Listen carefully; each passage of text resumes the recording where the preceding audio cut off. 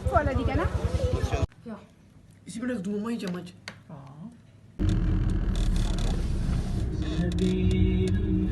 छोड़।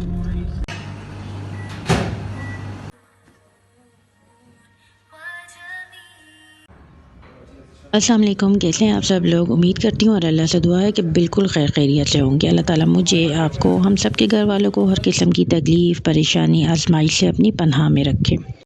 शादियों की और सर्दियों की कपड़ों की पैकिंग दोनों इतना कोई डिफ़िकल्ट काम होता है, मुश्किल और टाइम टेकिंग काम होता है। हर चीज़ आपने अलग अलग रखनी होती है। ये 2 ड्रेसेस है जो मैंने अपने लिए सबसे पहले निकाल लिए थे। मैंने कहा था ये इंशाल्लाह एक पहन लूँगी बारात में और एक वलीमा में, और तो फिर बस अब मैंने कहा इसके साथ साथ मैं मैचिंग जूते और ज्वेलरी और बाकी एसेसरीज़ भी मैंने पैक करना शुरू कर ली थी। और ये जो जूतों के लिए बैग है ये मैंने दराज से मंगवाया था और ये बहुत अच्छी क्वालिटी आई है। कभी कभार कोई चीज़ इतनी अच्छी आ जाती है कि इंसान खुशी हो जाता है। तो ये बैग भी बहुत अच्छे हैं। एक तो कैरी करना इसमें अपने शूज़ बहुत आसान है, क्योंकि डब्बों की वजह से तो बैग में बहुत जगह तंग हो जाती है ना, तो इसमें कैरी करना भी बहुत आसान है। और मैं तो बल्कि सोच रही थी कि कबर्ड के अंदर भी बंदा इनमें करके रख ले। एक तो नज़र भी आ रहे होते हैं कि कौन कौन से शूज़ हैं, क्योंकि आगे ट्रांसपेरेंट एक हिस्सा इसमें बना हुआ है ना, ये वाला। तो मुझे तो ये बहुत अच्छे लगे। बस फिर मैंने सारे कपड़े अपने रखे, ज्वेलरी, शूज़, क्लचेस, तो बस ये सब चीज़ें मैंने रखी। साथ साथ मैं रखती रहती हूँ ऑफिस के कामों के साथ साथ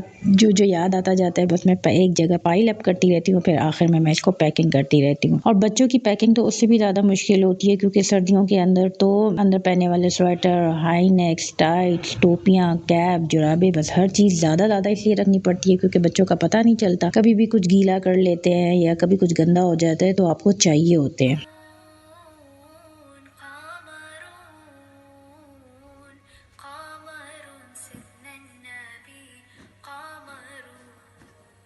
आज बच्चों को हमने स्कूल से ही ले लिया था और फिर बस हम डायरेक्टली स्कूल से ही पेशावर के लिए रवाना हो गए थे। और शुक्र अल्हम्दुलिल्लाह मौसम तो बहुत अच्छा है, सनी डे है। दिन का सफ़र करना इसलिए भी आसान होता है क्योंकि शाम के वक्त फिर फॉग स्टार्ट होना शुरू हो जाती है।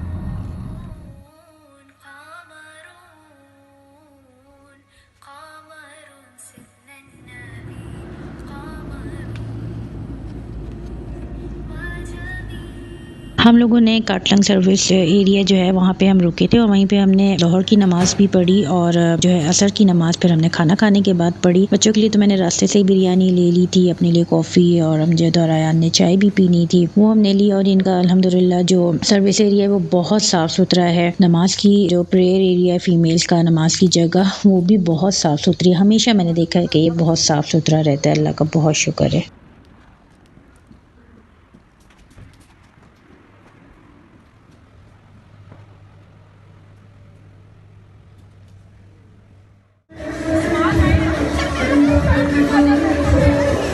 बस शाम में हम पहुंचे थे और रात में ही ये निकाह और मेहंदी का एक कंबाइंड सा फंक्शन था। बस मैं तो इतनी ज़्यादा थक गई थी, लेकिन फिर भी बस आई थी इसके लिए, और मेरी बेस्ट फ्रेंड थी तो जाना भी ज़रूरी था। लेकिन बस मैंने आज के दिन तो सिर्फ हाज़िरी देने वाला ही काम किया था। लेकिन ये कि असल में जगह भी बहुत दूर है और पेशावर में अब इतना रश हो जाता है, और सफ़र करके जब आए तो बंदा फिर काफ़ी थक जाता है। नेक्स्ट डे दिन के वक्त मैंने और अमजद ने कहा कि हम आंटी के लिए सूप लेके आते हैं। यहाँ पे करीब ही हम जहाँ पे रहते हैं कैंट एरिया में, उसके करीब ही एक हांगकांग रेस्टोरेंट है, पार्क बेकर्स वाले, माल रोड इसको हम कहते हैं। जब मैं यहाँ पे रहा करती थी तो हम अक्सर इस चाइनीज़ रेस्टोरेंट में आया करते थे। ये बहुत अच्छा चाइनीज़ रेस्टोरेंट है। सबसे अच्छी बात ये कि इनका सर्विंग साइज भी बहुत अच्छा है और ये बहुत इकोनॉमिकल है और बहुत पहले का बना हुआ है। मतलब मैं तो इसको 15-16 साल से देख ही रही हूँ। यहाँ साफ सुथरा ये रेस्टोरेंट है। इनका सूप, मैंने तो हमेशा इनका सूप और चाउमीन और फ्राइड राइस वगैरह ट्राई किए हैं, बाकी आइटम्स ट्राई नहीं किए, लेकिन ये है कि ये तीनों चीज़ें इनकी बेस्ट होती हैं। अम्मार के लिए हमने चिकन चाउमीन लिया था, वो बगैर वेजिटेबल्स वाला लेता है, तो बस उन्होंने हमें वो भी बना के दे दिया था। और आज के फंक्शन के लिए मैं डबल एक्साइटेड इसलिए थी क्योंकि आज खदीजा यानी मेरी सिस्टर भी आ रही थी शादी पे। तो आज के दिन मेरा बहुत अच्छा रहा शादी पे, और इनका खाना बहुत मज़े का था। इस शादी हॉल में मैंने पहले भी खाना खाया, लेकिन जो सबसे मज़े की चीज़ थी वो इनका ये पेशावरी कहवा था, जो उन्होंने बड़े ट्रेडिशनल स्टाइल में प्रेजेंट किया था। बहुत ही अच्छा कहवा होता है ये।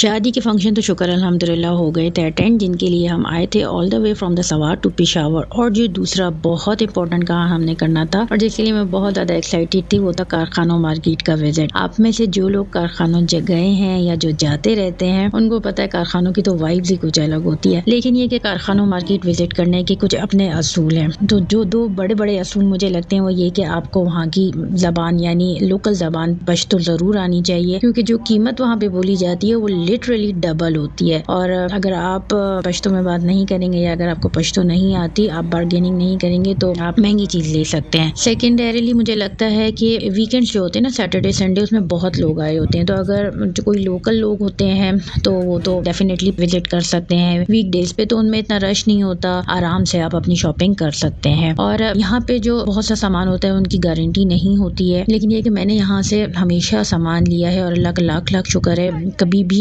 कोई मुझे ऐसा नुकसान नहीं हुआ। मैंने यहाँ से माइक्रोवेव लिया है, मैंने ओवन लिया हुआ है अपने घर के लिए, मैंने एयर फ्रायर लिया हुआ है और बहुत अच्छी कीमतों में लिया हुआ है। तो ये है सारा हयाताबाद यानी कारखानों को जाने का रास्ता। और जो है सबसे इम्पोर्टेंट चीज़ जो हमने लेनी थी वो मैं आपको दिखाती हूँ। हमने लेने थे आज रेनाई के हीटर्स जो कि गैस और बिजली दोनों पे चलते हैं। और इसके अलावा हमारे पास पूरी एक लिस्ट थी। हमने ग्लासेस लेनी थी, आयान की जैकेट लेनी थी, आयान ने अपना एक्सरसाइज वो कर रहा है उसका सामान हमने लेना था। तो चलिए आप मेरे साथ शॉपिंग कीजिए। अच्छा, एक और बात जो इम्पोर्टेंट है, यहाँ पे मुख्तलिफ प्लाजे हैं, जैसे एसएस प्लाजा हो गया, सितारा मार्केट हो गया, नेशनल मार्केट हो गया। इन तमाम प्लाजों की अलग अलग पार्किंग है। तो हमारी हमेशा ये कोशिश होती है सितारा मार्केट हम जो कि सबसे आखिरी मेरा ख्याल है बनता है प्लाजा, हम उसमें अपनी गाड़ी खड़ी कर लेते हैं और बाकी जगहों पे हम पैदल फिरते हैं, क्योंकि गाड़ी हर जगह ले जाने का यहाँ पे सीन नहीं होता। तो आपने नाश्ता अच्छी तरह करके जाना होता है, क्योंकि ये कि आपको फिरना काफ़ी पड़ता है।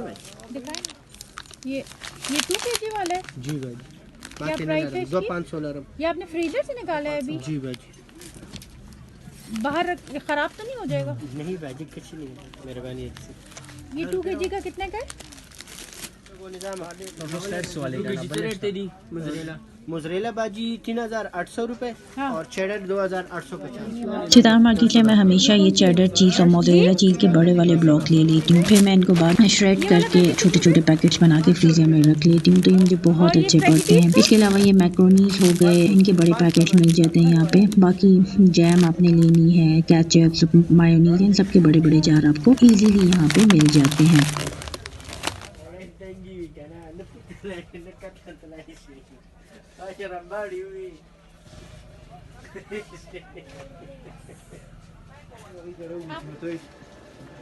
यार वेट्स वगैरह कौन तरफ से पड़ता है जी? वेट्स वगैरह زم وقت الدكان موسى بيش ولا ساعة تمون غلاني ولا كل دقيقة ولا خلاص مداني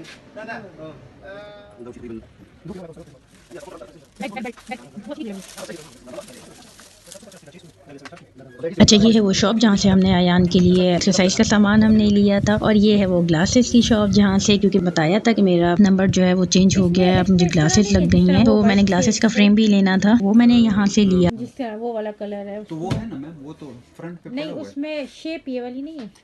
वो यही शेप है ना, राउंड है ना। लास्ट टाइम जब मैं मम्मी के घर गई थी इस्लामाबाद ना, तो वहाँ पे मैंने अपनी आईसाइट चेक कराई थी। एक आंख में ये दुख भी रही थी, पहले भी मैंने चेक कराया था तो थोड़ी वीक तो थी, लेकिन मैंने कभी ग्लासेस लगाई नहीं, लेकिन अब काफ़ी मसला हो गया था। तो बस मैंने अपने लिए फ्रेम लेने थे और इस शॉप पे आपको प्लास्टिक, स्टील, फ्रेमलेस हर किस्म का फ्रेम जो है वो अवेलेबल था। मुझे तो ये अपने लिए वाइट वाला पसंद आया था, लेकिन अयान और अम्मार दोनों ने मुझे नहीं, अयान, अम्मार और अमजद तीनों ने बल्कि इनफैक्ट मुझे ये लेने नहीं दिया। बस मैंने अपने लिए फिर ये मरून वाला फ्रेम लिया और अयान ने अपने लिए ग्लासेस लेनी थी, वो भी ले ली। और एक और जो काम हमने करना था वो आयान के लिए हमने जैकेट लेनी थी, वो भी हमने जो है इधर कारखानों मार्केट से ली, लेदर की जैकेट। तो ये भी अल्लाह का शुक्र है बहुत अच्छी हमें मिल गई थी।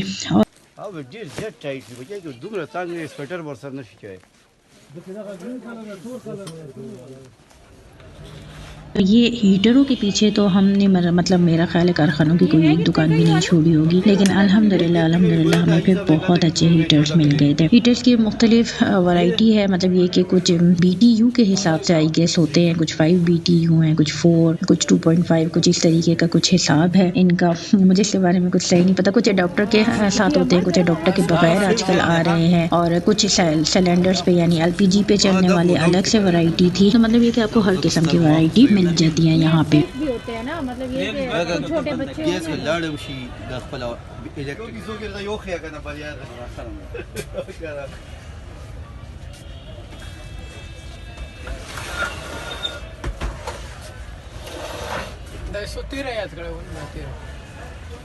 और एनर्जी को रिस्टोर करने के लिए इन लोगों ने पिए जूसेस। मुझे जूसेस बिल्कुल नहीं पसंद है। इन लोगों ने मंगवाए थे अपने लिए, केले का जूस था एक मेरा ख्याल है, और एक अनार का जूस था, लेकिन अनार का जूस बहुत ज़्यादा खट्टा था, और एक जो है वो रबड़ी मंगवाई थी। अच्छा, ये तीनों चीज़ें इन्होंने ऑर्डर किया। अच्छा, इसके बाद हमने जो शॉपिंग की थी वो थी हमने ग्राइंडर, मुझे चॉपर, बल्कि इनफैक्ट ग्राइंडर तो नहीं, चॉपर हम इसको कह सकते हैं, वो मुझे लेना था। और ये मुझे बहुत अच्छा बोश कंपनी का मिला, और इसकी बॉडी जो है वो स्टील बॉडी थी। अच्छा, जो भी चीज़ आप लें वो एक दफ़ा ज़रूर इनसे कहें कि आपको स्विच ऑन करके दिखा दें, क्योंकि इनकी गारंटी नहीं होती ना। बाकी अगर आप बाकी मार्केट से लें तो वो तो आपको वारंटी देते हैं, लेकिन इन चीज़ों की कोई वारंटी नहीं होती है। तो खैर मुझे बहुत अच्छा चॉपर मिल गया था, अल्लाह का शुक्र है। इसमें आप मीट भी ग्राइंड कर सकते हैं, कीमा, शामी कबाब वगैरह के लिए आप यूज़ कर सकते हैं। अच्छा, ये है हमारी फेवरेट मार्केट, यानी सितारा मार्केट।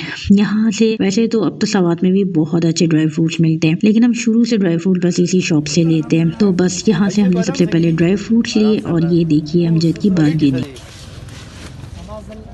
रेट 32 da para 300 रुपये दे दा 2200 रुपये दे दा 2400 दे दा 2200 दे दा 2800 रुपये आगा 2400 टोल लगे दा खैर क्वालिटी और